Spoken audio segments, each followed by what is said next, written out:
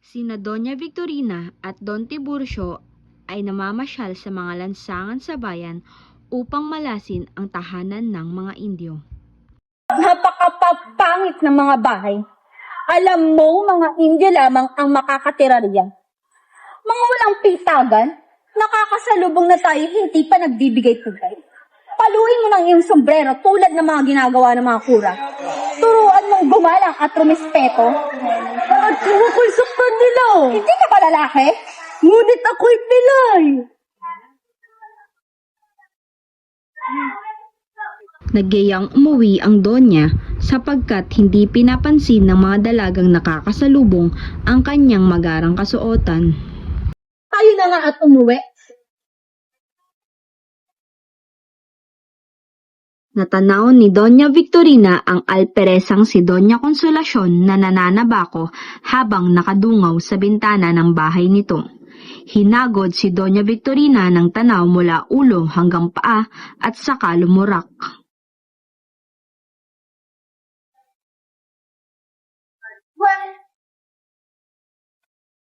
Galit na hinarap ni Doña Victorina si Doña Consolacion.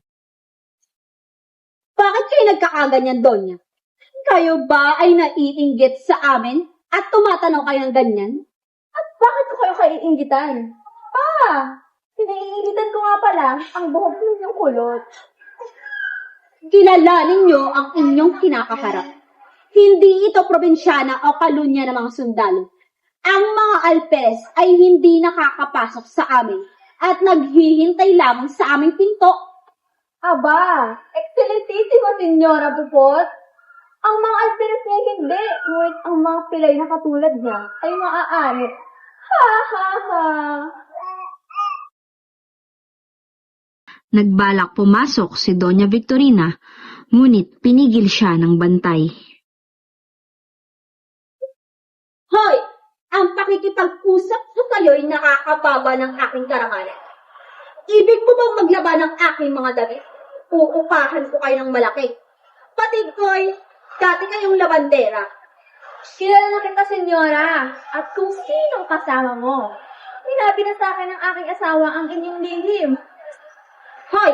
Bastos ang bibig! Maraog at durugin kang bibig mo! Nanaog ang alperesa na dala ang latigo ng asawa, ngunit hindi sila nag-abot dahil sa pagdating ng alperes. Pangaralan ninyo at bihisan ng iyong asawa.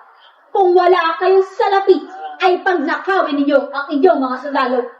Buti na lamang kayo babae. Kung hindi, nabugpos sana kayo ng sipa. Ginoong Alperes! Magtigil ka, Medikong Lucas! Di kayo lalaki! Ang mga nanonood ay nasisiyahan at hinihintay na ang dalaway magsabunutan, ngunit dumating ang kura at sila'y napayapa. Anong kabuluhan ito? Kura! Nang makalayo na sina Doña Victorina at Don Tiburcio, Lumabas tayo ng Maynila ngayon din at magsumbong tayo sa Kapitan General. Ikaw ay hindi lalaki! Sayang sa lawal mo! Ngunit ang mga sundalo! Ako ay pilay! Dapat hamunin mo sila ng sobre o revolver.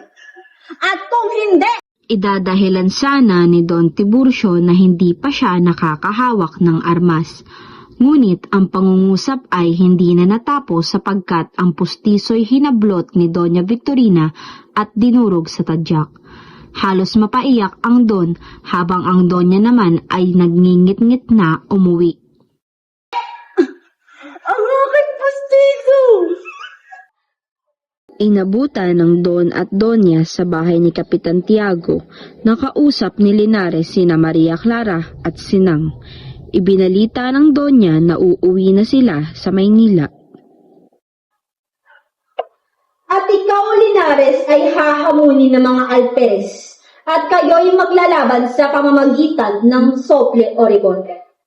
At kung hindi, ay malalaman ni Kapitan Tiago ang mga kasinungalingang pinagsasabi mo. Ngunit, Doña Victorina, magpakailangan kayo, kahiya-hiya tayo. Siya namang pagdating ni Kapitan Tiago na malungkot dahil sa pagkatalo ng lasak.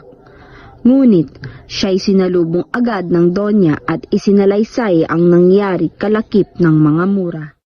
Kapitan Tiago, si Linares ay hahamunin ng mga Alperes at sila'y maglalaban. At kung hindi, ay huwag mong pahihintulutan ang pakikipag-isang dibdib niya kay Clarita.